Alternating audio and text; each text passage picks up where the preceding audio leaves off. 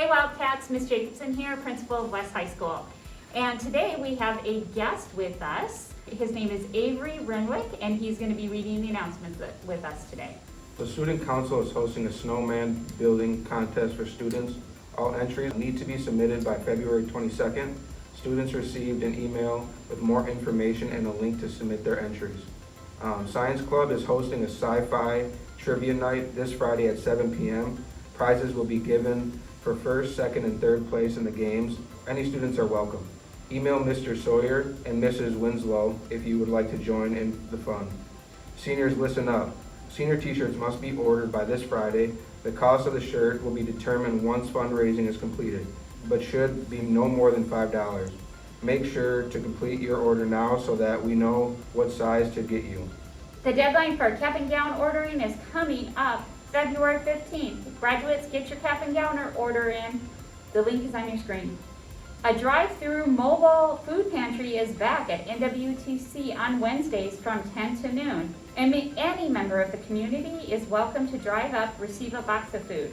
Quantities are limited, so we encourage you to come early. Big announcement.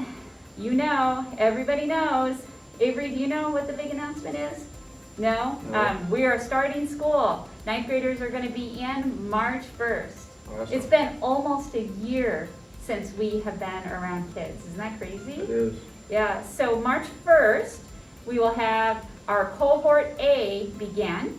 So cohort A will come in on Monday and Tuesday, and then cohort B will come in that same week, Thursday and Friday.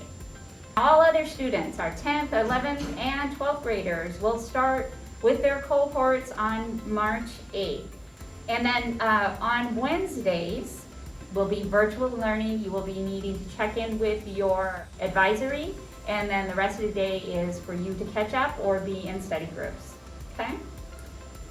Because of the change of date, you have to hurry up and make your choice of whether you're going to be blended or stay virtual. And the deadline to do that is February 12th. So get your decision in by Friday, okay? So as an IB World School, we have a responsibility to think globally and act locally.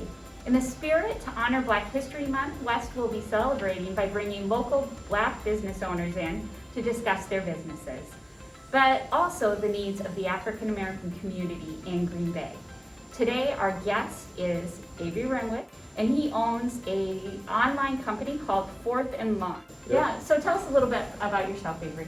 Sure. So I grew up in the Green Bay area. I graduated from Ashwaubenon High School in 2015, and then I went on to St. Norbert College, and then graduated from there in December of 2019. While at St. Norbert, I took a lot of different classes, but majored in communications. And then one of the classes that I did take was a business class, and that class kind of prepared me. I started my interest in business. When I was done with college, I began to look for career opportunities. I really wanted to go to law school. And right after graduation is kind of when COVID began to come right into the area and then really ramp itself up, and businesses and companies were starting to kind of suspend their hiring process. And during that time, when I was working, I would listen to a lot of motivational videos, self-help books, stuff like that. And that kind of helped me find my passion and my purpose. And then going back to college, a business that I had kind of mapped out and everything was a clothing brand. So I kind of integrated that in with the new learning that I had done and gained while working, and decided to start the clothing brand Fourth and Long. So 20% of all of our proceeds go to help children from low-income families across America play sports. Okay. And hopefully in the future it'll be globally as well, but right now it's just mainly focused on the U.S. I reached out to an organization, one of the only organizations I could find, and that was Every Kid Sports, and they help children directly help the low-income families in the U.S. So that's something that I really had a passion for growing up. It was a struggle, coming from a single-parent household myself.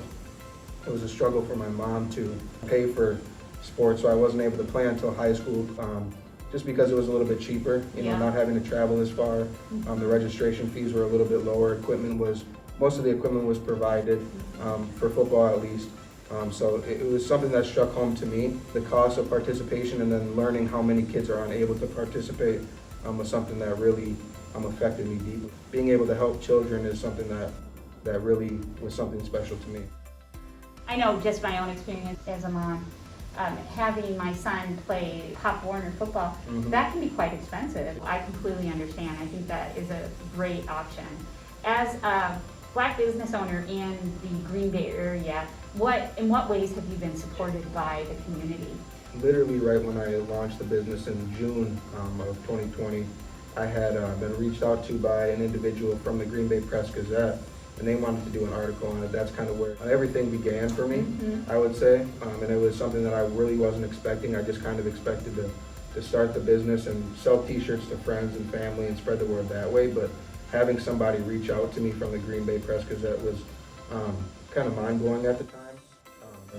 Avery, what's one area you think that the community, the Green Bay area community could do to help support Black businesses? Maybe creating like organizations or programs where Black businesses, have like a brochure with their services that they can offer.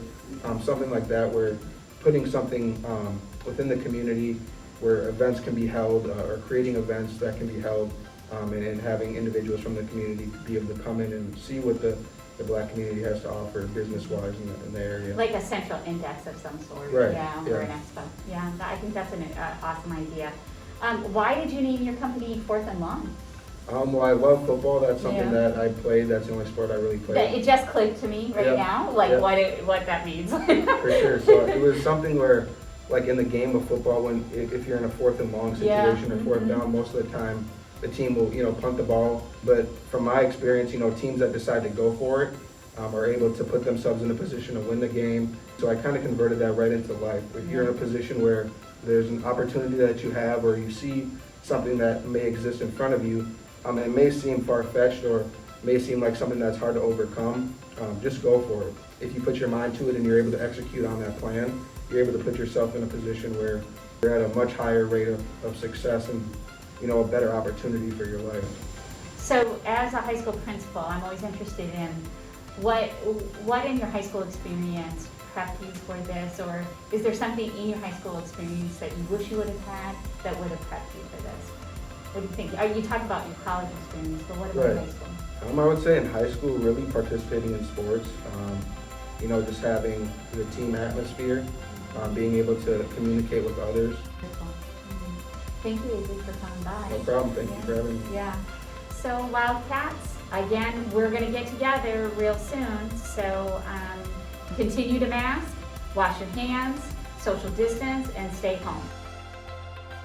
Wildcats, have a great week. Thank you.